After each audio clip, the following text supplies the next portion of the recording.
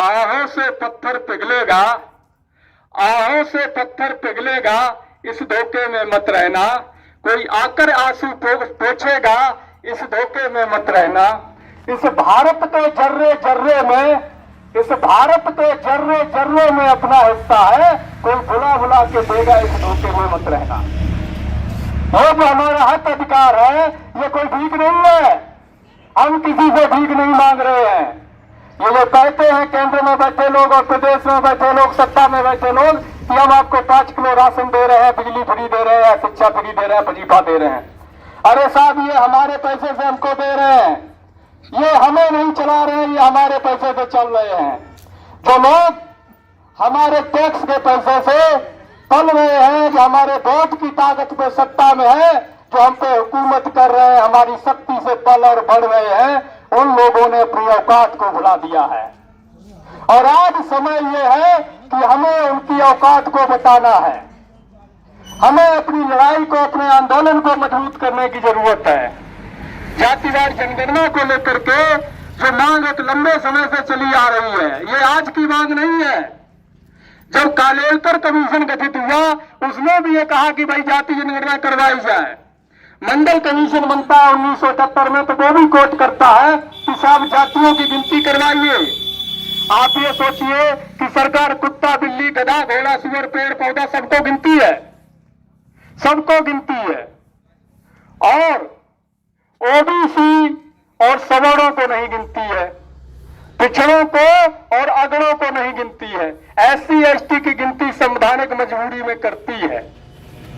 मैं एक सवाल पूछता हूं आपसे कि अगर आपके यहाँ कोई कार्यक्रम है, कोई शादी हुआ, कोई फंक्शन है, आप दावत रख रहे हैं, तो आप मुझे बता सकते हैं कि बगैर आंकड़ों के, बगैर जानकारी के आप दावत कर सकते हैं क्या? अगर आपकी ब्याह, आपकी बेटी की बारात आ रही है और ससुराल पक्षियों ने कहे कि हम कितने लोग आ रहे हैं, तो आप व्यवस्था कर पाएंगे क्या? कर पाएंगे? जब आप इतनी छोटी भी व्यवस्था बिना आंकड़े के नहीं कर पा रहे हैं, तो 130-35 करोड़ की जनसंख्या वाले देश में ये केंद्र में बैठे हुए महाठग जो लोग हैं, वो कैसे हमारे हक अधिकार के लिए फंड रिलीज करेंगे? कैसे ये तय करेंगे कि हमें कितना मिलना चाहिए और उन्हें कितना मिलना चाहिए? देश की 90% आबादी हमारी है, लेकिन 10% चंद मुट्ठी भर लोग, 10% भी नहीं, 7.5% जनसंख्या है, पूरे 90% संसाधनों पर कब्जा किए बैठे हैं। कहां है हमारा हक? कहां है आरक्षण? कहां है हमारी जमीन? कहां है हमारे जंगल? जो हमारी संपत्ति है, जो हमारा हिस्सा है, वो कहां है? आपको पता है, इस देश में किसी भी शहर में आप चले जाइए, बड़ी बड़ी कॉलोनियां किनकी हैं? बड़े बड़े हॉस्पिटल किनके हैं? बड़े बड़े स्कूल किनके हैं? पेट्रोल पंप किनके हैं? बड़ी बड़ी फैक्ट्रियों के मालिक कौन लोग हैं? बड़े बड़े ठेके किनके पास हैं? जानते हैं आप? इस देश में जो बिल्डिंगें खड़ी है, जो फैक्ट्रियां खड़ी है, वो बनाई किन लोगों ने है? किन लोगों ने उसमें मजदूरी की है? हमने, हमारे लोगों ने। लेकिन राज कौन कर रहा है? माल कौन उड़ा रहा है? हमारा शोषण कौन कर रहा है? वो लोग, जो चंद मुट्ठी भर लोग हैं।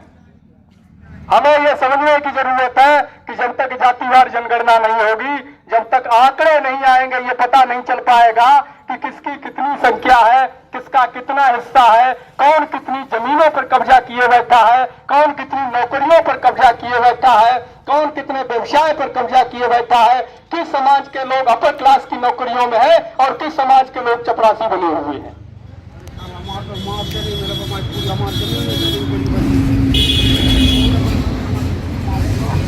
जंगल भी छीने जा रहे हैं, आदिवासियों की जमीनें छीन ली जा रही हैं, पिछड़ों की खेती छीनी जा रही है, किसानों की खेती छीनी जा रही है, मजदूरों की मजदूरी मारी जा रही है।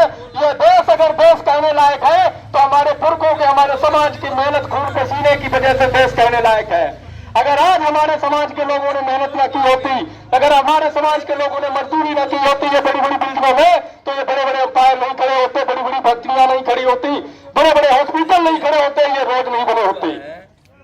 जो लोग हम पर शासन कर रहे हैं, जो पूरी संपत्ति कब्जा किए बैठे हैं, अरे उनको तो साहब हल्की मीट पकड़ना भी पाप है वेदों के हिसाब से। जो लोग हल्की मीट नहीं पकड़ सकते हैं, वो लोग मेहनत क्या खाक करेंगे? के अनुपात में सभी को हिस्सेदारी दी जाए। हम किसान कमेरा समाज के लोग हैं, ओबीसी समाज के लोग हैं, हम किसी की बेईमानी हकमारी नहीं चाहते। हम ये कहते हैं सरकार से कि साहब गिनती करा लो, गिनती करा लो और जिसका जितना बनता है उसका उतना ईमानदारी से दे दो। अगर हमने बेईमानी की हम छोड़ने को तैयार हैं, और अगर दूसरों ने बेईमानी की है तो इससे या तो आप छुड़ा के हमें दो, नहीं तो कैसे छुड़ाना है ये हम अच्छे से जानते हैं। दुनिया में किसानों ने, मजदूरों ने बहुत बड़ी बड़ी क्रांतियां की हैं और दुर्भाग्य हमारे देश भारत का कि आज हम पीछे हैं। हमारा समाज क्रांति करने में पीछे है, अपने अधिकार की बात करने में पीछे है। हम डरते हैं, हम डरते हैं चंद मिट्टी भर लोगों से। अरे हम चैलेंज करते हैं बड़े चौराहे पर हर जगह कि दम है तो आओ करो मुकाबला, जैसे तुम करना चाहते हो।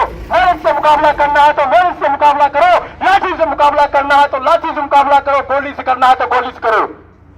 मैं अमृत सिंह विद्रोही मेरा नाम है और मैं इस बात को चैलेंज के साथ हर जगह कहता हूं।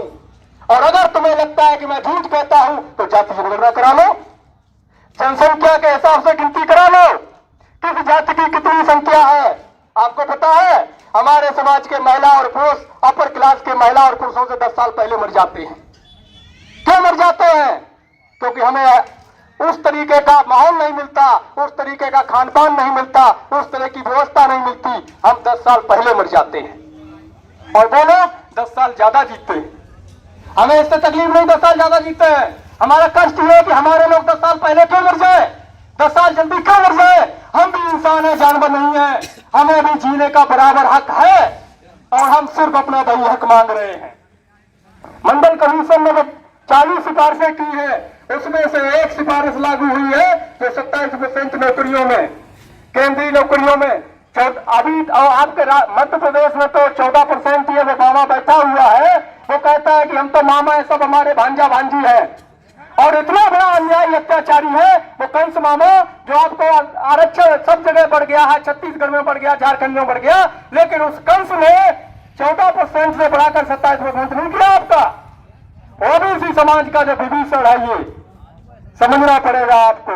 जब तक आप खुल के अपने सांसदों, विधायकों, मंत्रियों, नेताओं से सवाल नहीं करेंगे कि साहब हमारा हिस्सा कहां है, हमारे बच्चों का भविष्य कहां है, हमारी नौकरियां कहां है, हमारे जल जंगल जमीन कहां है, हमारी संपत्ति कहां है, तब तक ये लोग आपका वोट लेते रहेंगे, आपको लूटते रहेंगे। चुनाव आएगा, आपके पैर पकड़ेंगे और चुनाव निकल जाएगा तो जूता उठा के आपके सर पे मारेंगे। यही करते हैं कि नहीं करते हैं? कारण क्या है कि हम इनसे सवाल नहीं करते। क्यों नहीं करते?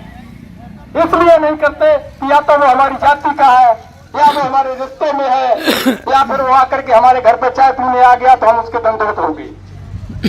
अरे अब तो विधायक जी हमारे दरवाजे आए हैं, 1 साल तक सीना चौड़ा करके घूमेंगे पूरे क्षेत्र में। तो तुम्हें पता है और तो विधायक जी आए थे हमारे घर बैठे चाय पिए। अरे विधायक की हैसियत कितनी है मेरे भाई? एक विधायक की, एक सांसद की, एक मंत्री की, एक मुख्यमंत्री की, एक प्रधानमंत्री की कितनी हैसियत है? मैं पूछता हूं आप लोगों से, उसने आपको बनाया कि आपने उसे बनाया है? जब उसकी कोई हैसियत ही नहीं है तो आप डरते क्यों हैं उससे? जब उसको आपने बनाया है तो सवाल क्यों नहीं करते हैं उससे? वो हमारा मालिक नहीं है, हम उसके मालिक हैं। चाहे प्रशासनिक अधिकारी हो, चाहे नेता हो, वो हमारे नौकर हैं। उन्हें हमारे लिए चुना गया है, हमारे लिए रखा गया है सेवा में, और संसद में, विधानसभा में उन्हें हमने अपने लिए भेजा है, उनका पेट भरने के लिए नहीं भेजा है। राजनीति सेवा का नाम है और सेवा के नाम पर वो लोग क्या कर रहे हैं? भ्रष्टाचार, लूट खसूट, दंगे फसाद करवा रहे हैं और हमारे लोगों को मरवा रहे हैं। तो ये जब तक नहीं बंद होगा, जब तक हमारे समाज के लोग नहीं जागेंगे, जब तक हमारा युवा नौजवान नहीं जागेगा, किसान मजदूर नहीं जागेगा, और ये जब तक संघर्ष आगे नहीं बढ़ेगा, जब तक आप बुजुर्ग इसमें साथ नहीं देंगे। क्योंकि हमारा ये मानना है, हम जहां तक गए हमने देखा है, जहां से मैं आता हूं और जहां तक मैं घूमा हूं अब तक, हमने देखा है कि चाहे परिस्थितियां जो भी रही हूं, लेकिन फिर भी हमारे समाज में आज एक अच्छी बात यह है कि हम बुजुर्गों का सम्मान करते हैं। अलग बात है कि घर पे क्या होता है, लेकिन हम समाज में सम्मान करते हैं। तो अगर आप लोग आगे आएंगे तो आंदोलन बढ़ेगा, लड़ाई मजबूत होगी और आने वाले बच्चों का जो भविष्य है, जो पीढ़ियां जो अभी जन्म भी नहीं ली है, उनका भविष्य सुधरेगा। और अगर आप लोग नहीं बोलेंगे तो ये तय मानिए साहब कि आगे आने वाली जो पीढ़ियां हैं, जिन्होंने भी जन्म तक नहीं लिया है, उससे आप आंख नहीं मिला पाओगे। वो कहेंगे कि जब चंद लोग लड़ रहे थे, जब अधिकार खत्म किए जा रहे थे, जब आपकी आजादी को छीना जा रहा था, जब आपको गुलामी की तरफ धकेला जा रहा था, जब आपके रिजर्वेशन शब्द प्रयोग करना पड़ता है लेकिन शब्द है प्रतिनिधित्व, जब आपके प्रतिनिधित्व को खत्म किया जा रहा था, जब आपकी जल जंगल जमीन खेती को छीना जा रहा था, तब आप कहां थे? उस समय आपके मुंह में जुबान नहीं होगी तो आपके पास जवाब नहीं होगा, आप उनसे आंख नहीं मिला पाएंगे साहब। इसलिए कम से कम अपने अंदर जिंदा रहिए, अपने आत्मसम्मान को जिंदा रखिए, स्वाभिमान को जिंदा रखिए। साथियों नमस्कार, जय मंडल, जय श्रमदान, जय जोहार। मैं अनुज सिंह विद्रोही। साथियों आप देख रहे हो मंडल यात्रा 25 अगस्त 2022 से चल रही है और 17 फरवरी 2024 तक चलेगी। जातिवार जनगणना को लेकर, मंडल कमीशन की सिफारिशों को लागू करवाने को लेकर, जनसंख्या के अनुपात में आरक्षण की मांग को लेकर के, और 17 फरवरी 2024 से स्थायी आंदोलन की शुरुआत होगी। दोस्तों इस यात्रा के जरिए आंदोलन का निर्माण करने के लिए हमें आपके साथ की ज़रूरत है और सहयोग की ज़रूरत है। आप सभी से अपील है कि आप सभी इस यात्रा को चलाने के लिए आर्थिक सहयोग करें, यात्रा के जो वीडियोज़ हैं उनको अधिक से अधिक शेयर करें और हमारे इस यूट्यूब चैनल को सब्सक्राइब कर लें, बेल आइकन को प्रेस करें ताकि आपको नोटिफिकेशन मिलता रहे और अधिक से अधिक लोगों तक इस सूचना को पहुंचाएं। अपना कोई मीडिया नहीं है, अपना कोई तंत्र नहीं है, हम लोगों को अपनी लड़ाई, अपनी सूचनाएं खुद ही प्रसारित करनी, खुद ही लड़ाई को खड़ा करना है। शुक्रिया। जय मंडल, जय श्रमदान।